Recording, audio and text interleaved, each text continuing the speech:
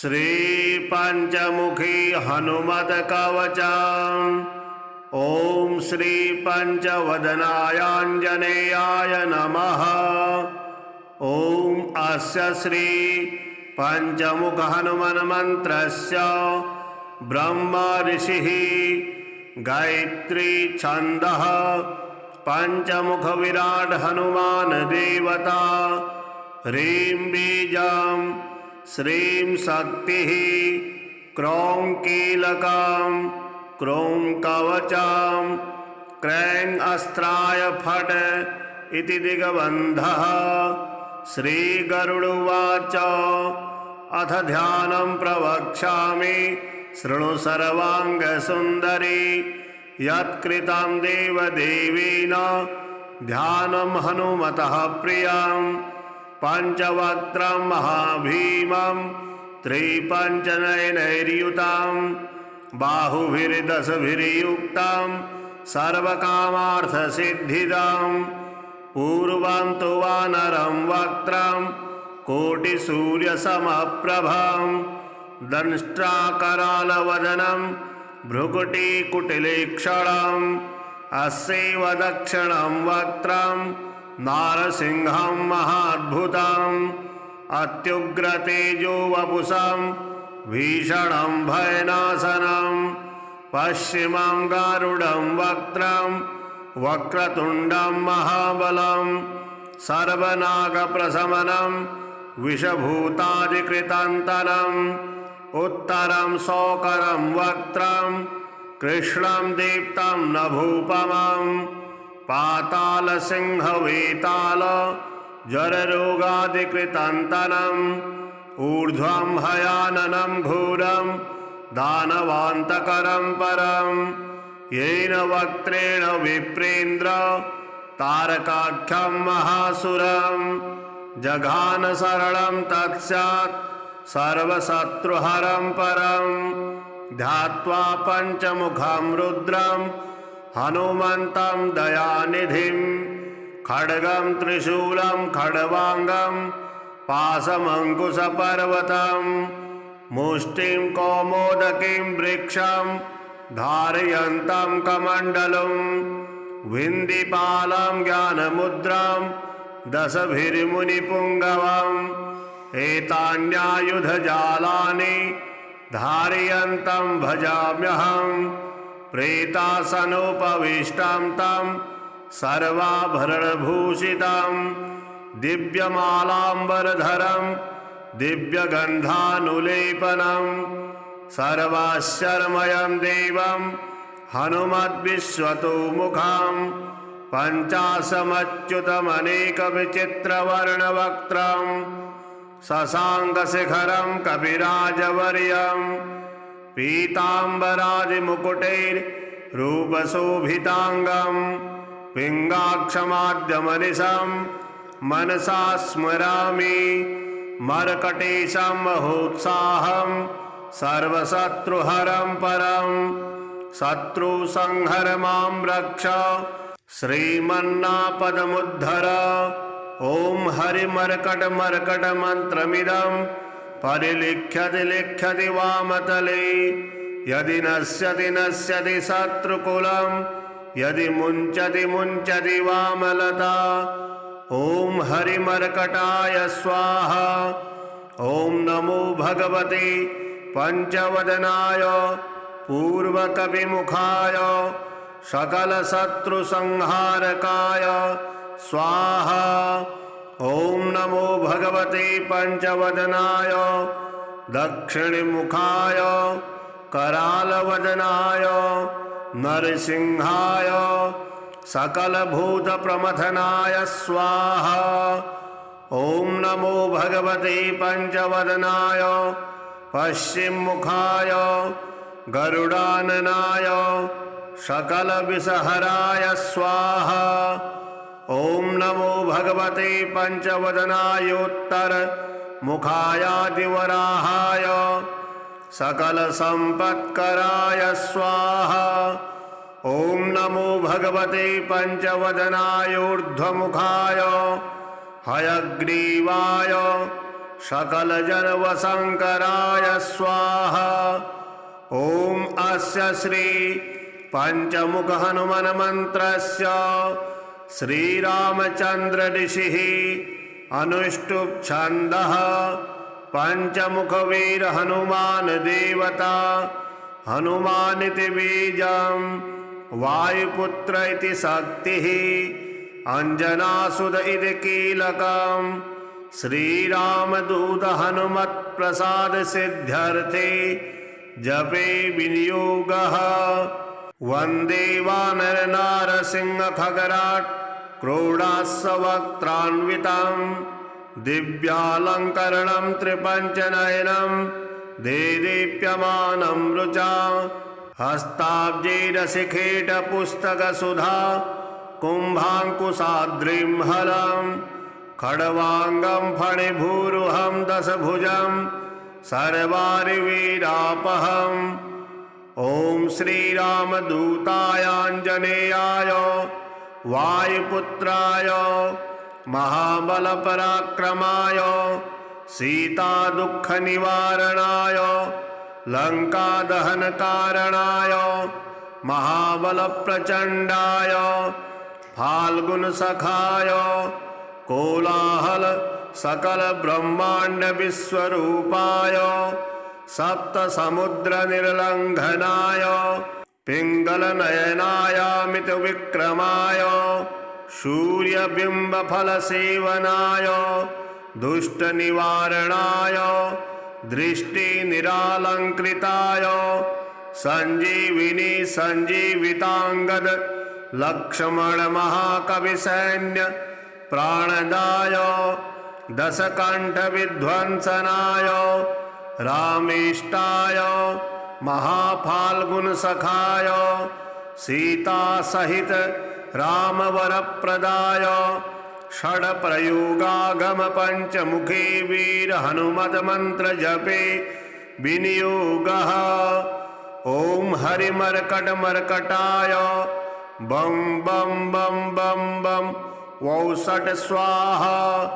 ॐ हरिमर्कटमर्कटाय फं फं फं फं फं फट् स्वाहा।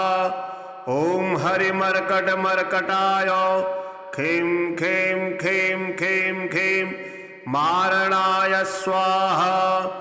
ॐ हरिमर्कटमर्कटाय लुं लुं लुं लुं लुं आकर्षित सकल संपत्कराय स्वाहा। ॐ हरिमर्कटमर्कटाय धम धम धम धम धम शत्रुस्तंभनाय स्वाहा। ॐ टं टं टं टं टं कूर्ममूर्तये पंचमुखवीर हनुमते परयंत्र परतंत्रोच्चाटनाय स्वाहा। ॐ कं खं गं घं गं चं छं जं झं यं टं ठं डं ढं णं तं थं डं धं नं पं फं बं भं मं यं रं लं वं सं सं सं हं लं सं स्वाहा इति दिग्बन्धः। ॐ पूर्वकविमुखाय पंचमुख हनुमते टं टं टं टं टं सकल शत्रु संहरणाय स्वाहा।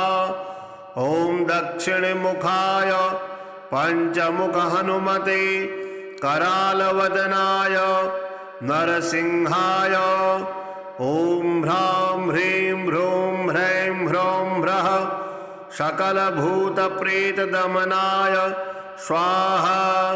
ॐ पश्चिममुखाय गरुडाननाय पंचमुख हनुमते मं मं मं मं मं सकलविषहराय स्वाहा।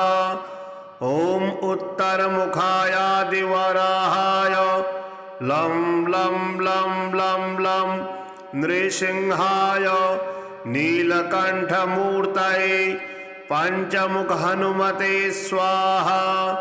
ॐ ऊर्ध्वमुखाय हयग्रीवाय रुं रुं रुं रुं रुं रुद्रमूर्तये सकल प्रयोजन निर्वाहकाय स्वाहा। ओम अंजनासुताय वायुपुत्राय महाबलाय सीताशोक निवारणाय श्रीरामचंद्र कृपा पादुकाय महावीर्य प्रमथनाय ब्रह्मांडनाथाय कामदाय पंचमुख वीर हनुमते स्वाहा। भूत प्रेत पिशाच ब्रह्म राक्षस शाकनी डाकन्यांतरिक्ष ग्रह परयंत्र परतंत्रोच्चाटनाय स्वाहा। सकल प्रयोजन निर्वाहकाय पंचमुख वीर हनुमते श्रीरामचंद्र वर प्रसादाय जम जम जम जम जम स्वाहा। इदं कवचं पठित्वा तु महाकवचं पठेन्नरः। एकवारं जपेत् स्तोत्रं सर्वशत्रुनिवारणं। द्विवारं तु पठेत् नित्यं पुत्रपौत्रप्रवर्धनं। त्रिवारं च पठेत् नित्यं सर्वसम्पत्करं शुभं। चतुर्वारं पठेत् नित्यं सर्वरोगनिवारणं। पंचवारं पठेत् नित्यं सर्वलोकवशंकरं। षड्वारं च पठेत् नित्यं सर्वदेववशंकरं। सप्तवारं पठेत् नित्यं सर्वसौभाग्यदायकम्। अष्टवारं पठेत् नित्यमिष्टकामार्थसिद्धिदम्। नौवारं पठेत् नित्यं राजभोगमवाप्नुयात्।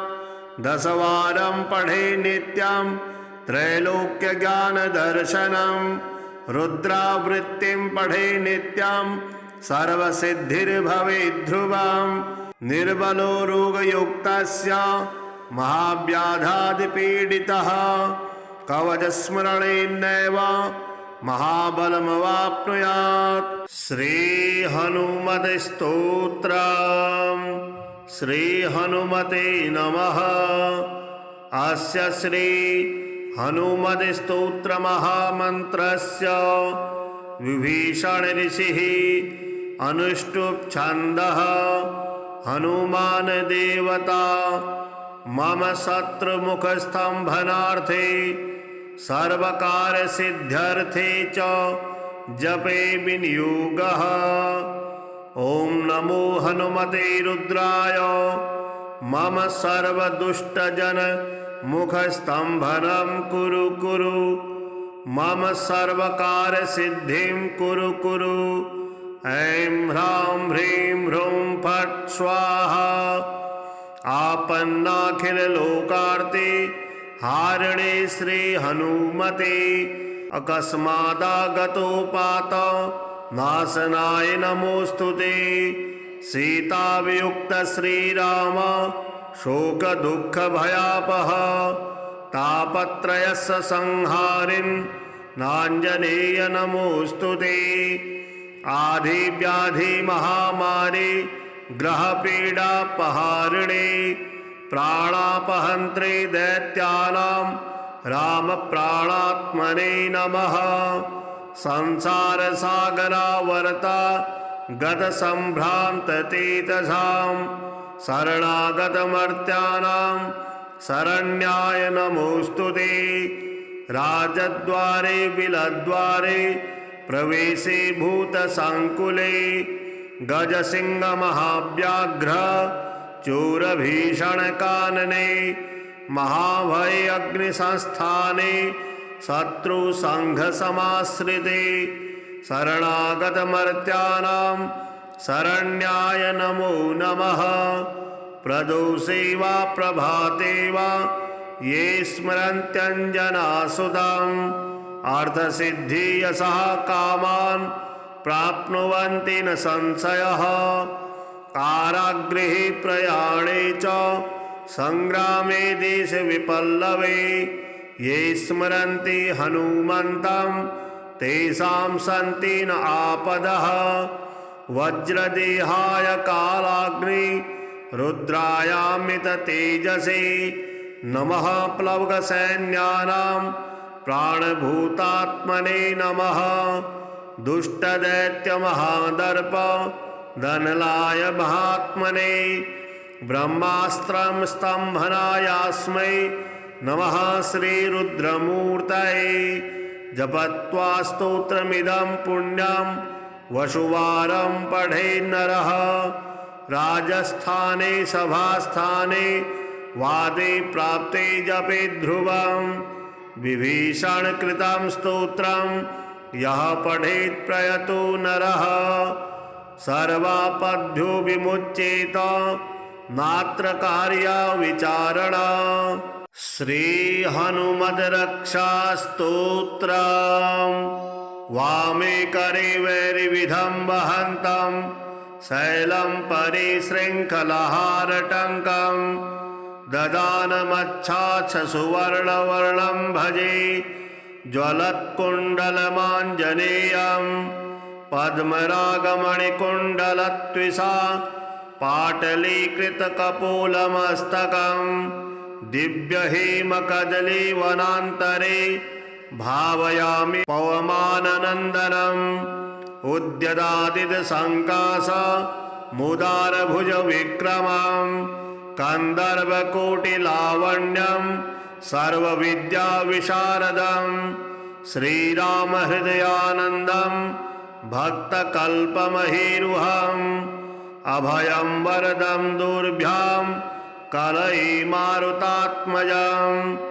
वामहस्ते महाकृच्छ दशास्यकरमर्दनम् उद्यद्वीक्षणकोदण्डं हनुमन्तं विचिन्तयेत् स्फटिकाभं स्वर्णकान्तिं द्विभुजां च कृताञ्जलिं कुण्डलोद्वयसंशोभि मुखाम्भोजं हरिं भजे श्रीपञ्चमुखी हनुमत्कवचम् ॐ श्रीपञ्चवदनायाञ्जनेयाय नमः। ॐ अस्य श्री पञ्चमुखहनुमन्मन्त्रस्य ब्रह्मा ऋषिः गायत्री छन्दः पञ्चमुखविराट् हनुमान् देवता ह्रीं बीजं श्रीं शक्तिः क्रौं कीलकं क्रों कवचं क्रैं अस्त्राय फट् इति दिग्बन्धः श्रीगरुडुवाच अथ ध्यानं प्रवक्ष्यामि शृणु सर्वाङ्गसुन्दरी यत्कृतं देवदेवेन ध्यानं हनुमतः प्रियं पञ्चवक्त्रं महाभीमं त्रिपञ्चनयनैर्युतं बाहुभिर्दशभिर्युक्तं सर्वकामार्थसिद्धिदं पूर्वं तु वानरं वक्त्रं कोटिसूर्यसमप्रभं दंष्ट्राकरालवदनं भ्रुकुटीकुटिलेक्षणम् अस्यैव दक्षिणं वक्त्रं नारसिंहं महाद्भुतम् अत्युग्रतेजो वपुषं भीषणं भयनाशनं पश्चिमं गारुडं वक्त्रं वक्रतुण्डं महाबलं सर्वनागप्रशमनं विषभूतादिकृतन्तरम् उत्तरं शोकरं वक्त्रं कृष्णं दीप्तं नभूपमं पातालसिंहवेताल जररोगादिकृतन्तरम् ऊर्ध्वं हयाननं घोरं दानवान्तकरं परं येन वक्त्रेण विप्रेन्द्र तारकाख्यं महासुरं जघान शरणं तत्स्यात् सर्वशत्रुहरं परं ध्यात्वा पञ्चमुखं रुद्रं हनुमन्तं दयानिधिं खड्गं त्रिशूलं खड्वाङ्गं पाशमङ्कुशपर्वतं मुष्टिं कौमोदकीं वृक्षं धारयन्तं कमण्डलुं विन्दिपालं ज्ञानमुद्रां दशभिर्मुनिपुङ्गवं एतान्यायुधजालानि धारयन्तं भजाम्यहं प्रेतासनोपविष्टं तं सर्वाभरणभूषितं दिव्यमालाम्बरधरं दिव्यगन्धानुलेपनं सर्वाश्चर्यमयं देवं हनुमद्विश्वतोमुखं पञ्चाशमच्युतमनेकविचित्रवर्णवक्त्रं शशाङ्कशिखरं कविराजवर्यं पीताम्बरादिमुकुटैर्रूपशोभिताङ्गं पिङ्गाक्षमाद्यमनिशं मनसा स्मरामि मर्कटेशं महोत्साहं सर्वशत्रुहरं परं शत्रुसंहर मां रक्ष श्रीमन्नापदमुद्धर। ॐ हरिमर्कटमर्कटमन्त्रमिदं परिलिख्यति लिख्यति वामतले यदि नश्यति नश्यति शत्रुकुलं यदि मुञ्चति मुञ्चति वामलता। ॐ हरिमर्कटाय स्वाहा। ॐ नमो भगवते पंचवदनाय पूर्वकविमुखाय सकलशत्रुसंहारकाय स्वाहा। ॐ नमो भगवते पंचवदनाय दक्षिणमुखाय करालवदनाय नरसिंहाय सकलभूतप्रमथनाय स्वाहा। ॐ नमो भगवते पंचवदनाय पश्चिममुखाय गरुडाननाय सकलविषहराय स्वाहा। ॐ नमो भगवते पंचवदनायोत्तरमुखायादिवराहाय सकलसम्पत्कराय स्वाहा। ॐ नमो भगवते पंचवदनायोर्ध्वमुखाय हयग्रीवाय सकलजनवशङ्कराय स्वाहा। ॐ अस्य श्री पंचमुख हनुमान मंत्रस्य श्रीरामचंद्र ऋषिः अनुष्टुप् छन्दः पंचमुख वीर हनुमान देवता हनुमानिति बीजं वायुपुत्र इति शक्तिः अंजनासुत इति कीलकं श्रीरामदूत हनुमत्प्रसाद सिद्ध्यर्थे जपे विनियोगः। वन्दे वानर नारसिंह खगराट् क्रोडास्वक्त्रान्वितं दिव्यालङ्करणं त्रिपञ्चनयनं देदीप्यमानं रुचा हस्ताब्जैरशिखेटपुस्तकसुधा कुम्भाङ्कुशाद्रिं हलं खड्वाङ्गं फणिभूरुहं दशभुजं सर्वारिवीरापहम्। ॐ श्रीरामदूतायाञ्जनेयाय वायुपुत्राय महाबलपराक्रमाय सीतादुःखनिवारणाय लङ्कादहनकारणाय महाबलप्रचण्डाय फाल्गुनसखाय कोलाहल सकल ब्रह्मांड विश्वरूपाय सप्तसमुद्रनिर्लङ्घनाय पिङ्गलनयनायामितविक्रमाय सूर्यबिम्बफलसेवनाय दुष्टनिवारणाय दृष्टिनिरालङ्कृताय सञ्जीविनी सञ्जीविताङ्गद लक्ष्मणमहाकविसैन्य प्राणदाय दशकण्ठविध्वंसनाय रामेष्टाय महाफाल्गुनसखाय सीतासहित रामवरप्रदाय षड्प्रयोगागम पंचमुखे वीर हनुमन्त्रजपे विनियोगः। ॐ हरिमर्कटमर्कटाय बं बं बं बं बं वौषट स्वाहा।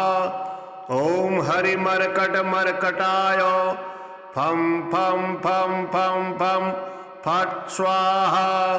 ॐ हरिमर्कटमर्कटाय खीं खीं खीं खीं खीं मारणाय स्वाहा। ॐ हरिमर्कटमर्कटाय लुं लुं लुं लुं लुं आकर्षित सकलसम्पत्कराय स्वाहा। ॐ हरिमर्कटमर्कटाय धं धं धं धं धं शत्रुस्तम्भनाय स्वाहा। ॐ टं टं टं टं टं कूर्ममूर्तये पंचमुखवीर हनुमते परयंत्र परतंत्रोच्चाटनाय स्वाहा।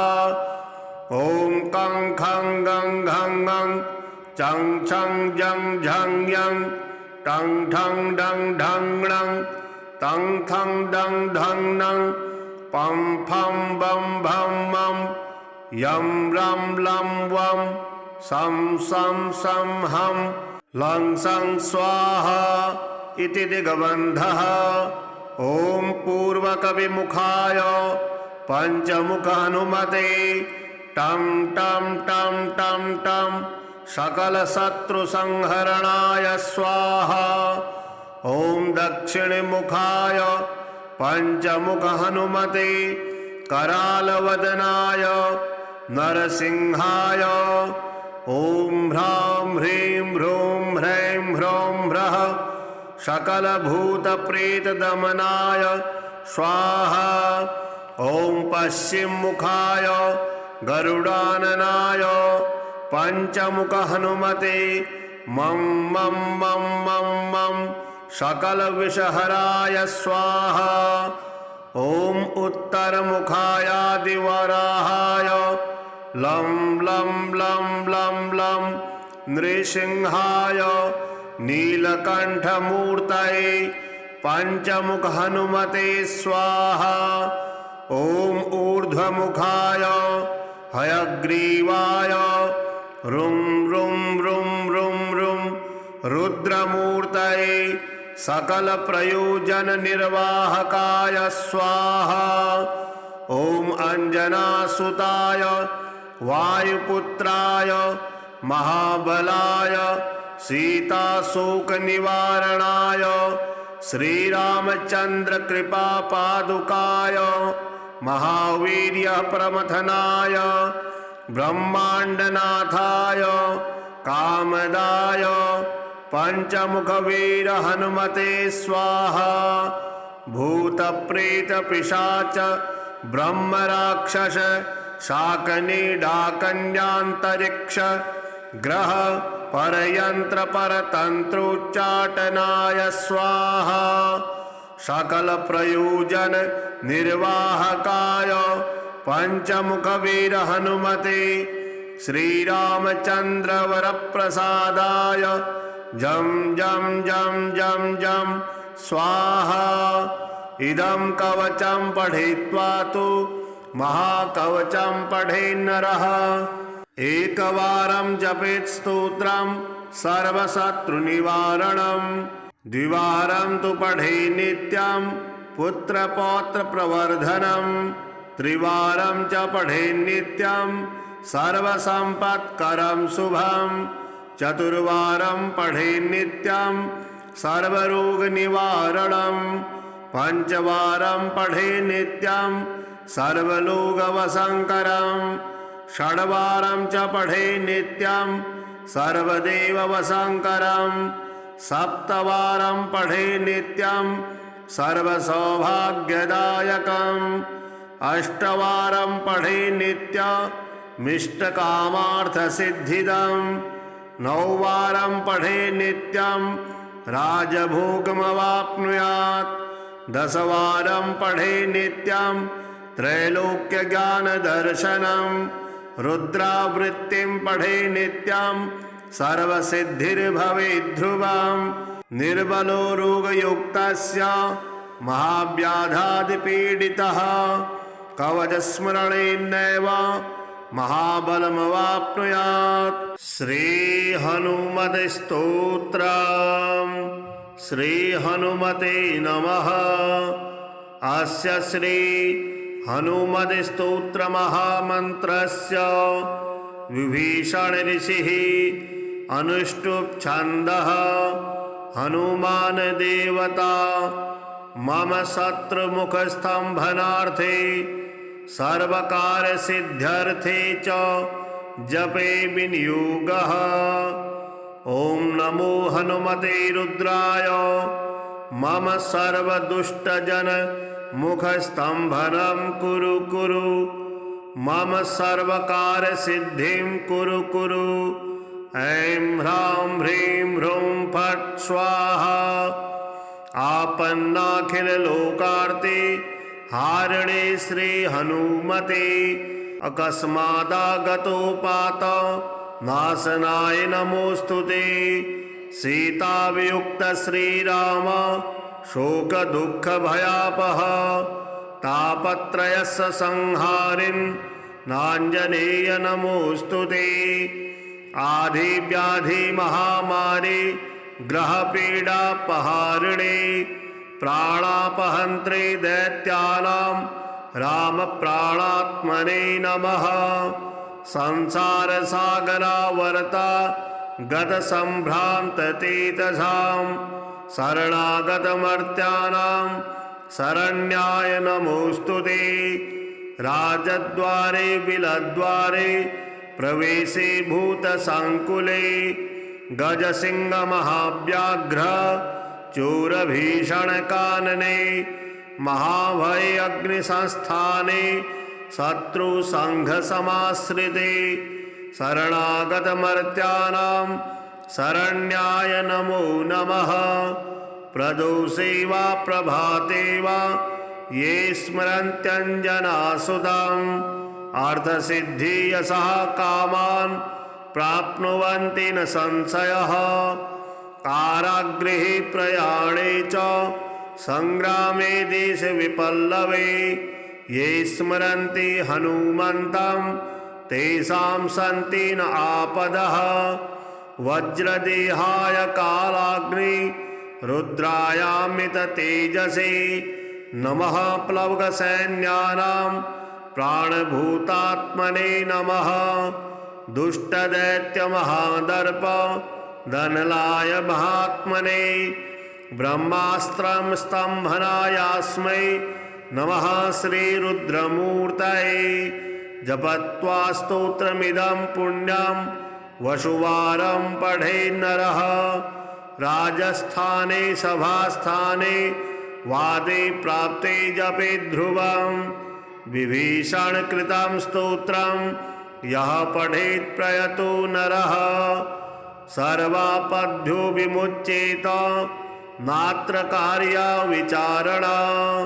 श्री हनुमद्रक्षास्तोत्रम् वामे करे वैरिविधं वहन्तं शैलं परिशृङ्खलहारटङ्कं ददानमच्छाच्छसुवर्णवर्णं भजे ज्वलत्कुण्डलमाञ्जनेयं पद्मरागमणिकुण्डलत्विषा पाटलीकृतकपोलमस्तकं दिव्यहेमकदलीवनान्तरे भावयामि पवमाननन्दनम् उद्यदादितसङ्काश मुदारभुजविक्रमं कन्दर्पकोटिलावण्यं सर्वविद्याविशारदं श्रीरामहृदयानन्दं भक्तकल्पमहीरुहम् अभयं वरदं दुर्भ्यां कलये मारुतात्मजं वामहस्ते महाकृच्छ दशास्यकरमर्दनम् उद्यद्वीक्षणकोदण्डं हनुमन्तं विचिन्तयेत् स्फटिकाभं स्वर्णकान्तिं द्विभुजां च कृताञ्जलिं कुण्डलोद्वयसंशोभि मुखाम्भोजं हरिं भजे। श्रीपञ्चमुखी हनुमत्कवचम् ॐ श्रीपञ्चवदनायाञ्जनेयाय नमः। ॐ अस्य श्री पञ्चमुखहनुमन्मन्त्रस्य ब्रह्मा ऋषिः गायत्री छन्दः पंचमुख विराट हनुमान देवता। ह्रीं बीजं श्रीं शक्तिः क्रौं कीलकं क्रौं कवचं क्रैं अस्त्राय फट् इति दिग्बन्धः। श्रीगरुडुवाच अथ ध्यानं प्रवक्ष्यामि शृणु सर्वाङ्गसुन्दरी। यत्कृतं देवदेवेन ध्यानं हनुमतः प्रियं। पञ्चवक्त्रं महाभीमं त्रिपञ्चनयनैर्युतं बाहुभिर्दशभिर्युक्तं सर्वकामार्थसिद्धिदं। पूर्वं तु वानरं वक्त्रं कोटिसूर्यसमप्रभं। दंष्ट्राकरालवदनं भ्रुकुटिकुटिलेक्षणम्। अस्यैव दक्षिणं वक्त्रं नारसिंहं महाद्भुतम्। अत्युग्रतेजो वपुषं भीषणं भयनाशनं। पश्चिमं गारुडं वक्त्रं वक्रतुण्डं महाबलं। सर्वनागप्रशमनं विषभूतादिकृतन्तरम्। उत्तरं शोकरं वक्त्रं कृष्णं दीप्तं नभूपमं। पातालसिंहवेताल जररोगादिकृतन्तरम्। ऊर्ध्वं हयाननं घोरं दानवान्तकरं परं। येन वक्त्रेण विप्रेन्द्र तारकाख्यं महासुरं। जघान शरणं तत्स्यात् सर्वशत्रुहरं परं। ध्यात्वा पञ्चमुखं रुद्रं हनुमन्तं दयानिधिं। खड्गं त्रिशूलं खड्वाङ्गं पाशमङ्कुशपर्वतं। मुष्टिं कौमोदकीं वृक्षं धारयन्तं कमण्डलुं। विन्दिपालं ज्ञानमुद्रां दशभिर्मुनिपुङ्गवम्। एतान्यायुधजालानि धारयन्तं भजाम्यहं। प्रेतासनोपविष्टं तं सर्वाभरणभूषितं। दिव्यमालाम्बरधरं दिव्यगन्धानुलेपनं। सर्वाश्चर्यमयं देवं हनुमद्विश्वतोमुखं। पञ्चाशमच्युतमनेकविचित्रवर्णवक्त्रं। शशाङ्कशिखरं कविराजवर्यं। पीताम्बरादिमुकुटैर्रूपशोभिताङ्गं। पिङ्गाक्षमाद्यमनिशं मनसा स्मरामि। मर्कटेशं महोत्साहं सर्वशत्रुहरं परं। शत्रुसंहर मां रक्ष श्रीमन्नापदमुद्धर। ॐ हरिमर्कटमर्कटमन्त्रमिदं परिलिख्यति लिख्यति वामतले। यदि नश्यति नश्यति शत्रुकुलं यदि मुञ्चति मुञ्चति वामलता। ॐ हरिमर्कटाय स्वाहा। ॐ नमो भगवते पञ्चवदनाय पूर्वकविमुखाय सकलशत्रुसंहारकाय स्वाहा। ॐ नमो भगवते पञ्चवदनाय दक्षिणमुखाय करालवदनाय नरसिंहाय सकलभूतप्रमथनाय स्वाहा।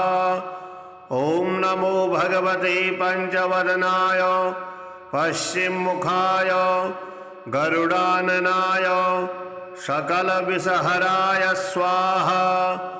ॐ नमो भगवते पञ्चवदनायोत्तरमुखायादिवराहाय सकलसम्पत्कराय स्वाहा।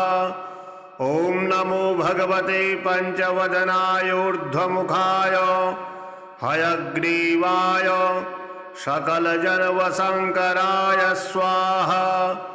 ॐ अस्य श्री पञ्चमुख हनुमन्मन्त्रस्य श्रीरामचन्द्र ऋषिः अनुष्टुप् छन्दः पञ्चमुखवीर हनुमान देवता हनुमानिति बीजं वायुपुत्र इति शक्तिः अंजनासुत इति कीलकम् श्रीरामदूत हनुमत्प्रसाद सिद्ध्यर्थे जपे विनियोगः। वन्दे वानर नारसिंह खगराट् क्रोडास्वक्त्रान्वितं दिव्यालङ्करणं त्रिपञ्चनयनं देदीप्यमानं रुचा हस्ताब्जैरशिखेटपुस्तकसुधा कुम्भाङ्कुशाद्रिं हलम् खड्वाङ्गं फणिभूरुहं दशभुजं सर्वारिवीरापहम्। ॐ श्रीरामदूताय आञ्जनेयाय वायुपुत्राय महाबलपराक्रमाय सीतादुःखनिवारणाय लङ्कादहनकारणाय महाबलप्रचण्डाय फाल्गुनसखाय कोलाहल सकल ब्रह्मांड विश्वरूपाय सप्तसमुद्रनिर्लङ्घनाय पिङ्गलनयनायामित विक्रमाय सूर्यबिम्बफलसेवनाय दुष्टनिवारणाय दृष्टिनिरालङ्कृताय सञ्जीविनी सञ्जीविताङ्गद लक्ष्मण महाकविसैन्य प्राणदाय दशकण्ठ विध्वंसनाय रामेष्टाय महाफाल्गुनसखाय सीता सहित रामवरप्रदाय षड्प्रयोगागम पंचमुखी वीर हनुमद मंत्र जपे विनियोगः। ओम हरिमर्कट मर्कटाय बम बम बम बम बम वौसट स्वाहा। ओम हरिमर्कट मर्कटाय फम फम फम फम फम फट स्वाहा। ओम हरिमर्कट मर्कटाय खीं खीं खीं खीं खीं मारणाय स्वाहा। ओम हरिमर्कट मर्कटाय लुं लुं लुं लुं लुं आकर्षित सकल संपत्कराय स्वाहा। ओम हरिमर्कट मर्कटाय धम धम धम धम धम शत्रुस्तंभनाय स्वाहा। ओम टम टम टम टम टम कूर्ममूर्तये पंचमुखवीर हनुमते परयंत्र परतंत्रोच्चाटनाय स्वाहा। ओम कं खं गं घं गं चं छं जं झं यं टं ठं डं ढं णं तं थं डं धं नं पं फं बं भं मं यं रं लं वं सं सं सं हं लं सं स्वाहा इति दिग्बन्धः। ओम पूर्वकविमुखाय पंचमुख हनुमते टं टं टं टं टं सकल शत्रु संहरणाय स्वाहा। ओम दक्षिणमुखाय पंचमुख हनुमते करालवदनाय नरसिंहाय ओम ह्रां ह्रीं ह्रूं ह्रैं ह्रौं ह्रः सकल भूत प्रेत दमनाय स्वाहा। ओम पश्चिम मुखाय गरुडाननाय पंचमुख हनुमते मं मं मं मं मं सकल विषहराय स्वाहा। ओम उत्तर मुखायादिवराहाय लं लं लं लं लं नृसिंहाय नीलकंठमूर्तये पंचमुख हनुमते स्वाहा। ओम ऊर्ध्वमुखाय हयग्रीवाय रुं रुं रुं रुं रुं रुद्रमूर्तये सकल प्रयोजन निर्वाहकाय स्वाहा। ओम अंजनासुताय वायुपुत्राय महाबलाय सीताशोक निवारणाय श्रीरामचंद्र कृपा पादुकाय महावीर्यः प्रमथनाय ब्रह्माण्डनाथाय कामदाय पंचमुखवीर हनुमते स्वाहा। भूतप्रेतपिशाच ब्रह्मराक्षस शाकनिडाकन्यान्तरिक्ष ग्रह परयंत्र परतंत्रोच्चाटनाय स्वाहा। सकल प्रयोजन निर्वाहकाय पंचमुखवीर हनुमते श्रीरामचंद्र वरप्रसादाय जं जं जं जं जं स्वाहा। इदं कवचं पठित्वा तु महाकवचं पठेन्नरः। एकवारं जपेत् स्तोत्रं सर्वशत्रुनिवारणं। द्विवारं तु पठे नित्यं पुत्रपौत्रप्रवर्धनं। त्रिवारं च पठे नित्यं सर्वसम्पत्करं शुभं। चतुर्वारं पठे नित्यं सर्वरोगनिवारणं। पंचवारं पठे नित्यं सर्वलोकवशङ्करं।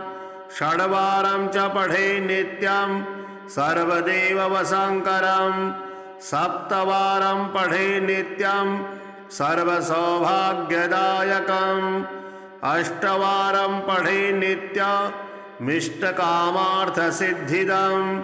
नौवारं पठे नित्यं राजभोगमवाप्नुयात्। दशवारं पठे नित्यं त्रैलोक्यज्ञानदर्शनं। रुद्रावृत्तिं पठे नित्यं सर्वसिद्धिर्भवेद्ध्रुवं।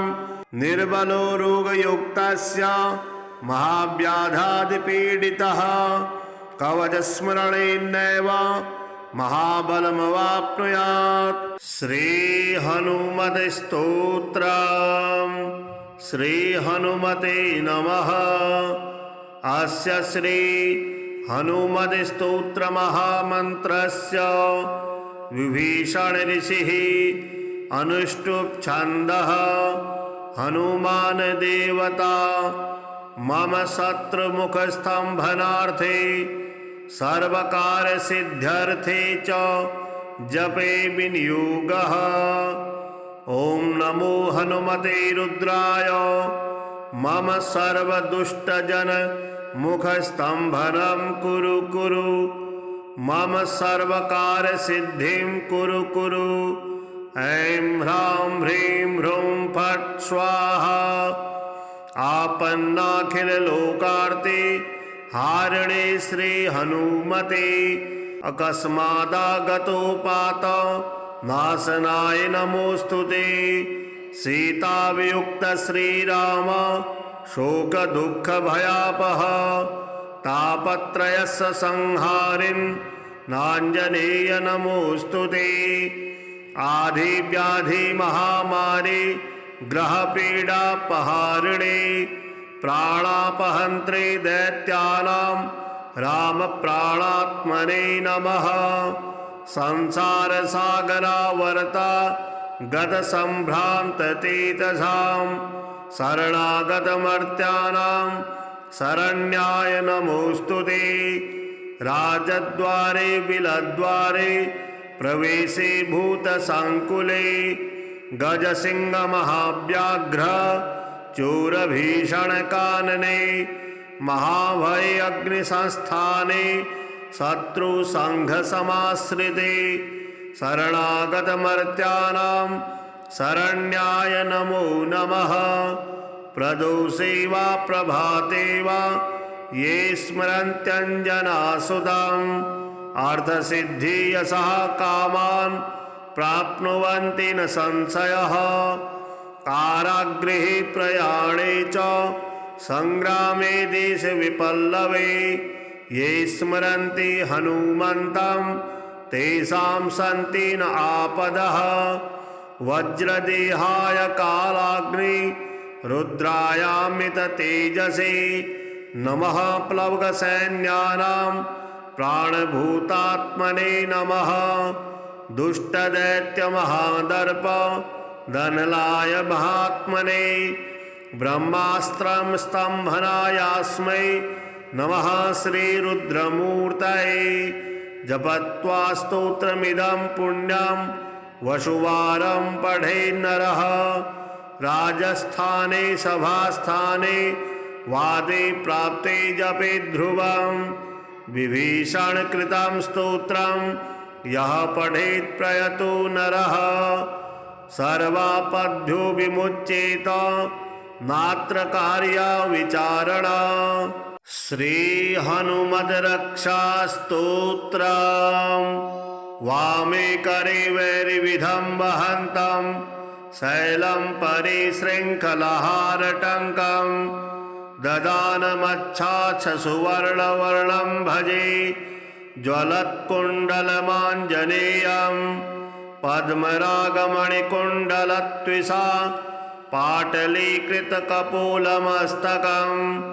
दिव्यहेमकदलीवनान्तरे भावयामि पवमाननन्दनम्।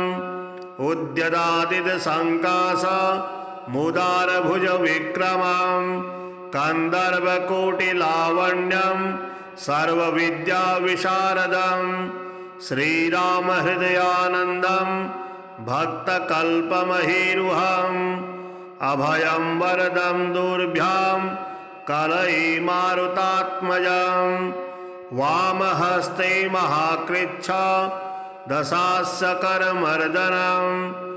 उद्यद्वीक्षणकोदण्डं हनुमन्तं विचिन्तयेत्। स्फटिकाभं स्वर्णकान्तिं द्विभुजां च कृताञ्जलिं। कुण्डलोद्वयसंशोभि मुखाम्भोजं हरिं भजे। श्रीपञ्चमुखी हनुमत्कवचम्। ॐ श्रीपञ्चवदनायाञ्जनेयाय नमः। ॐ अस्य श्री पञ्चमुखहनुमन्मन्त्रस्य ब्रह्मा ऋषिः गायत्री छन्दः पञ्चमुखविराट् हनुमान् देवता। ह्रीं बीजं श्रीं शक्तिः क्रौं कीलकं क्रों कवचं क्रैं अस्त्राय फट् इति दिग्बन्धः। श्रीगरुडुवाच अथ ध्यानं प्रवक्ष्यामि शृणु सर्वाङ्गसुन्दरी। यत्कृतं देवदेवेन ध्यानं हनुमतः प्रियं। पञ्चवक्त्रं महाभीमं त्रिपञ्चनयनैर्युतं। बाहुभिर्दशभिर्युक्तं सर्वकामार्थसिद्धिदं। पूर्वं तु वानरं वक्त्रं कोटिसूर्यसमप्रभं। दंष्ट्राकरालवदनं भ्रुकुटिकुटिलेक्षणम्। अस्यैव दक्षिणं वक्त्रं नारसिंहं महाद्भुतम्। अत्युग्रतेजो वपुषं भीषणं भयनाशनं। पश्चिमं गारुडं वक्त्रं वक्रतुण्डं महाबलं। सर्वनागप्रशमनं विषभूतादिकृतन्तरम्। उत्तरं शोकरं वक्त्रं कृष्णं दीप्तं नभूपमं। पातालसिंहवेताल जररोगादिकृतन्तरम्। ऊर्ध्वं हयाननं घोरं दानवान्तकरं परम्। येन वक्त्रेण विप्रेन्द्र तारकाख्यं महासुरं। जघान शरणं तत्स्यात् सर्वशत्रुहरं परं। ध्यात्वा पञ्चमुखं रुद्रं हनुमन्तं दयानिधिं। खड्गं त्रिशूलं खड्वाङ्गं पाशमङ्कुशपर्वतं। मुष्टिं कौमोदकीं वृक्षं धारयन्तं कमण्डलुं। विन्दिपालं ज्ञानमुद्रां दशभिर्मुनिपुङ्गवम्। एतान्यायुधजालानि धारयन्तं भजाम्यहम्। प्रेतासनोपविष्टं तं सर्वाभरणभूषितं। दिव्यमालाम्बरधरं दिव्यगन्धानुलेपनं। सर्वशर्मयं देवं हनुमद्विश्वतो मुखं पञ्चाशमच्युतमनेकविचित्रवर्णवक्त्रं शशाङ्कशिखरं कविराजवर्यं पीताम्बरादिमुकुटैर्रूपशोभिताङ्गं पिङ्गाक्षमाद्यमनिशं मनसा स्मरामि मर्कटेशं महोत्साहं सर्वशत्रुहरं परं शत्रुसंहर मां रक्ष श्रीमन्नापदमुद्धर। ॐ हरिमर्कटमर्कटमन्त्रमिदं परिलिख्यति लिख्यति वामतले यदि नश्यति नश्यति शत्रुकुलं यदि मुञ्चति मुञ्चति वामलता। ॐ हरिमर्कटाय स्वाहा। ॐ नमो भगवते पंचवदनाय पूर्वकविमुखाय सकलशत्रुसंहारकाय स्वाहा। ॐ नमो भगवते पंचवदनाय दक्षिणमुखाय करालवदनाय नरसिंहाय सकलभूतप्रमथनाय स्वाहा। ॐ नमो भगवते पंचवदनाय पश्चिममुखाय गरुडाननाय सकलविषहराय स्वाहा। ॐ नमो भगवते पंचवदनायोत्तरमुखायादिवराहाय सकलसम्पत्कराय स्वाहा। ॐ नमो भगवते पंचवदनायोर्ध्वमुखाय हयग्रीवाय सकलजनवशङ्कराय स्वाहा।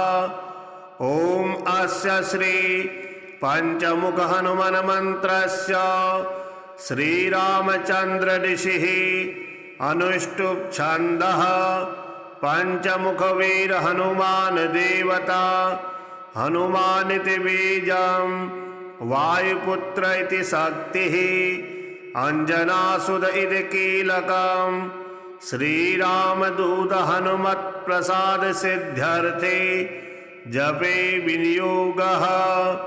वन्दे वानर नारसिंह खगराट् क्रोडास्वक्त्रान्वितं दिव्यालङ्करणं त्रिपञ्चनयनं देदीप्यमानं रुचा हस्ताब्जैरशिखेटपुस्तकसुधा कुम्भाङ्कुशाद्रिं हलं खड्वाङ्गं फणिभूरुहं दशभुजं सर्वारिवीरापहम्। ॐ श्रीरामदूतायाञ्जनेयाय वायुपुत्राय महाबलपराक्रमाय सीतादुःखनिवारणाय लङ्कादहनकारणाय महाबलप्रचण्डाय फाल्गुनसखाय कोलाहल सकल ब्रह्मांड विश्वरूपाय सप्तसमुद्रनिर्लङ्घनाय पिङ्गलनयनायामितविक्रमाय सूर्यबिम्बफलसेवनाय दुष्टनिवारणाय दृष्टिनिरालङ्कृताय सञ्जीविनी सञ्जीविताङ्गद लक्ष्मणमहाकविसैन्य प्राणदाय दशकण्ठविध्वंसनाय रामेष्टाय महाफाल्गुनसखाय सीतासहित रामवरप्रदाय षड्प्रयोगागम पंचमुखे वीर हनुमद्मन्त्र जपे विनियोगः। ॐ हरिमर्कटमर्कटाय बं बं बं बं बं वौषट स्वाहा। ॐ हरिमर्कटमर्कटाय फं फं फं फं फं फट् स्वाहा। ॐ हरिमर्कटमर्कटाय खीं खीं खीं खीं खीं मारणाय स्वाहा। ॐ हरिमर्कटमर्कटाय लुं लुं लुं लुं लुं आकर्षित सकल संपत्कराय स्वाहा। ॐ हरिमर्कटमर्कटाय धम धम धम धम धम शत्रुस्तंभनाय स्वाहा।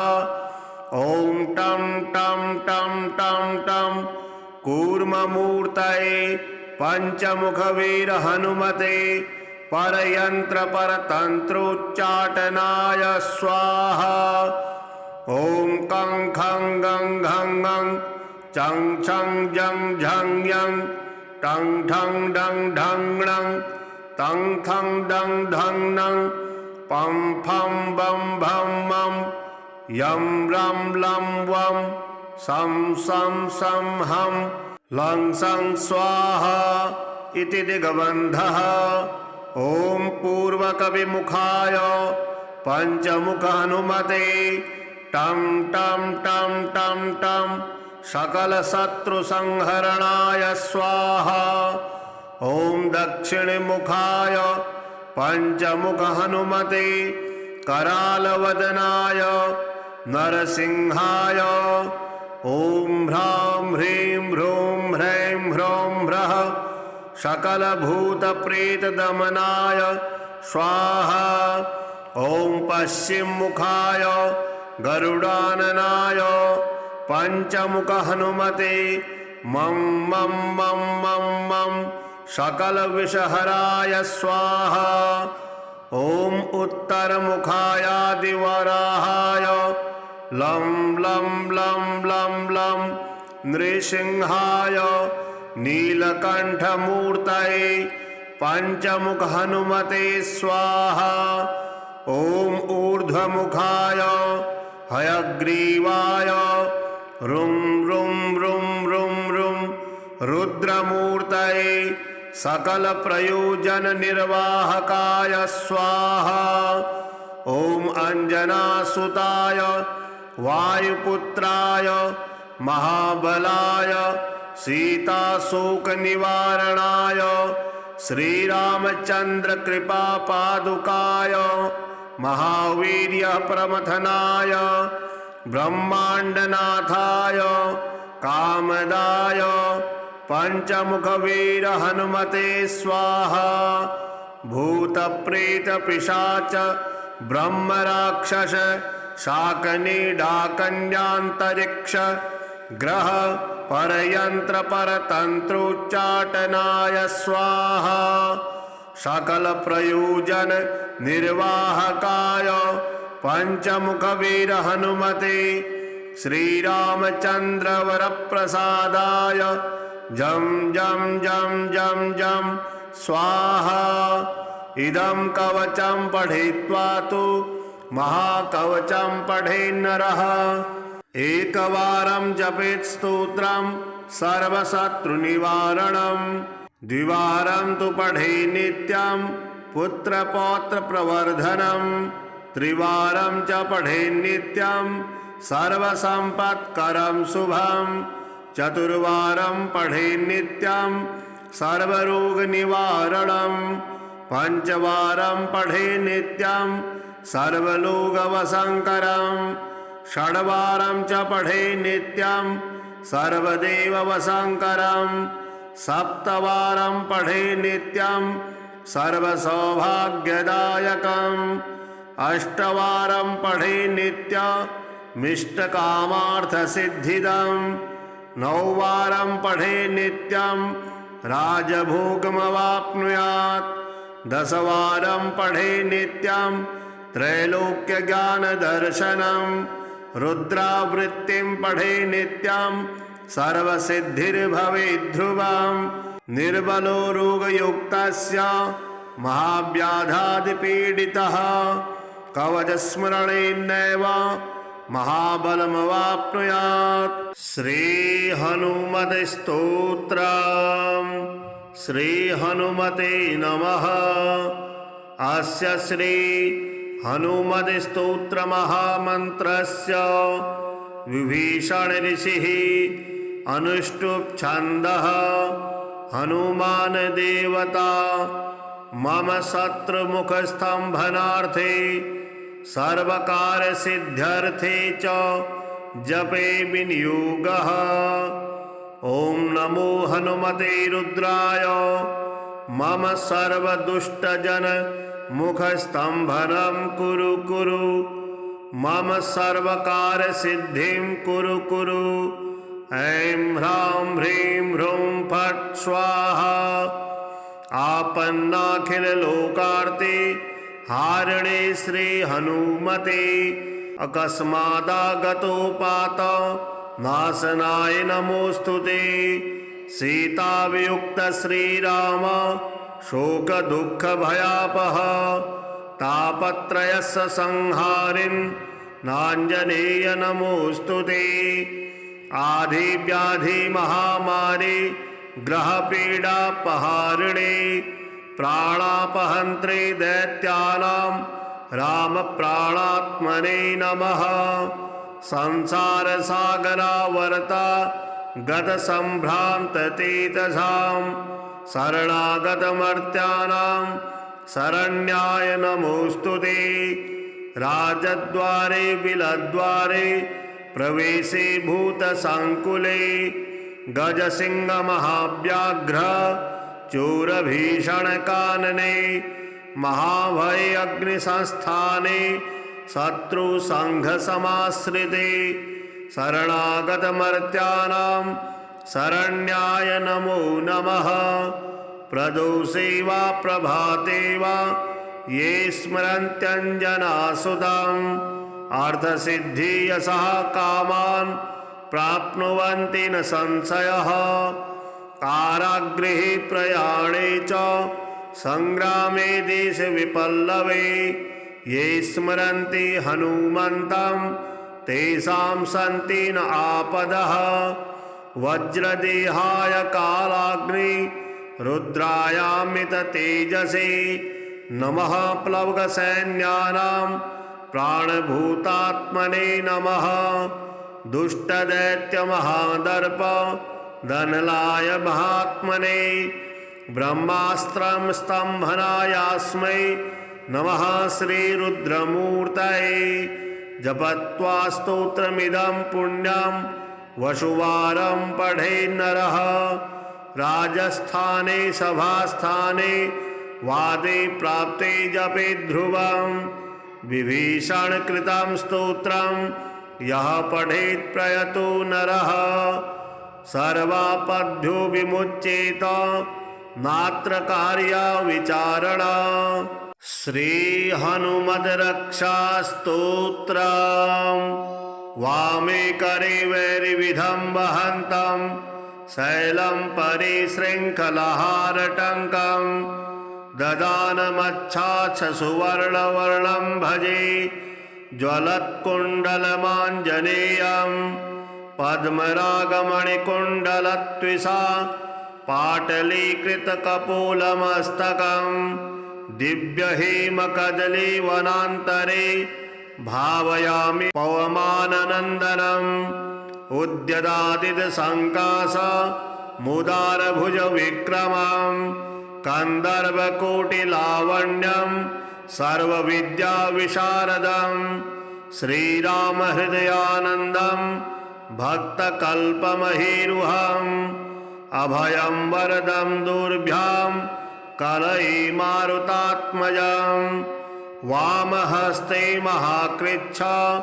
दशास्यकरमर्दनम् उद्यद्वीक्षणकोदण्डं हनुमन्तं विचिन्तयेत् स्फटिकाभं स्वर्णकान्तिं द्विभुजां च कृताञ्जलिं कुण्डलोद्वय संशोभि मुखाम्भोजं हरिं भजे।